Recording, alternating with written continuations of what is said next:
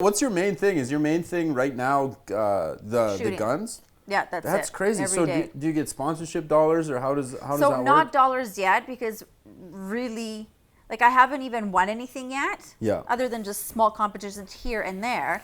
Yeah. They generally want you to be a top world shooter, but I think because I'm busy doing so many other like sports related things, and I'm good at marketing and business, and I'm social about this, and I'm putting it all together, that they're interested in me to sponsor me. Yeah, because you're like an entrepreneur. Yeah. Like doing the shooting stuff. Right. Like so one of the things we talked about is sometimes you're going to get an offer where you think, you're like, oh, finally God has finally blessed me with something. But you have to kind of know the difference between when it's God and when it's the devil presenting you something. And you don't want to just jump on the very first thing that you're given.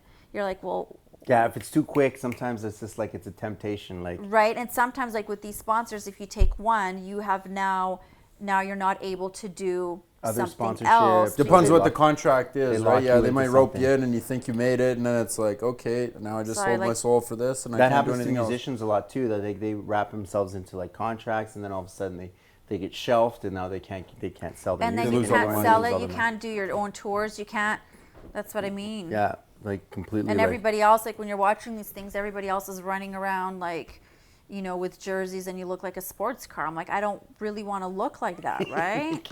You look like a NASCAR where you're in a jersey and you got all these patches all over your body. They're starting to do that in the NBA now, actually. Yeah? Yeah, the NBA is starting to do that, which is like... Who does it? The hockey in the European hockey, European basketball does that. They look like just big billboards. Yeah, so the one... Well, that's how they get paid so much. Yeah, so the one, like I am with the Wild West shooting team from West Edmonton Mall, so I'm on their shooting team. But I work with them all the time, and they do not put anything on me. Like, they don't make me do stuff. I mean, for provincials and nationals, I have to wear their jersey. But they don't make me wear that for every single competition. And so that's why the more freedom they give me, like I'm constantly posting about Wild West Shooting Center, always bringing people there. So I like that. Whereas when I'm told what to do, like maybe it's kind of annoying. I can personally see both sides. From the business side, if you have a quote unquote athlete that's working for you, and they signed a contract, and it's like, hey, you're on our team, you have to do this, this, and this for the business. But also see your side of it is like, hey, they're not forcing me to do it. I'm doing it out of the kindness of my heart, and I'll tag the shit out of it because I love them.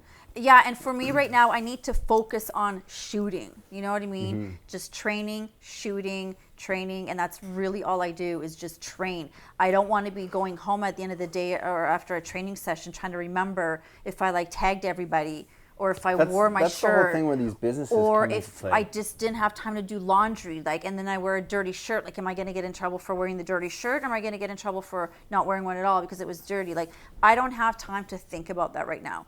All I want to do is just pull out my gun and just shoot those targets, and that's it. So is this a timed thing? Oh yeah, down to like milliseconds. Down to the milliseconds, yeah. And then obviously closest to accuracy, yeah. Accuracy, and they've got little special tools that they pull out and measure the shit to the millimeter type thing. No, so the targets, yeah. So we have the targets. So we've got the Alpha, Charlie, and the Delta zone. Yeah. So depending on what division you shoot, like in my production, we need to get as many middle shots as possible. Yeah, that's why I'm named Alpha Lena. So what ends up happening? Is that like if the majority of the people usually all hit the Alpha and the higher levels, so then it's all based on time because they're all in the same. Yeah. The same so shooting. you but get if you miss the target and you get in the B zone or the C zone, you're like, whoo, you just lost a whole lot of points because of that. Yeah. So like even if you get the same time, you lost. That's what I mean. We like listen to each other's times. We're like, hey, that was 23 seconds, and then the next one is like 23:10. And we're like, hey, so now it's based on the points, right?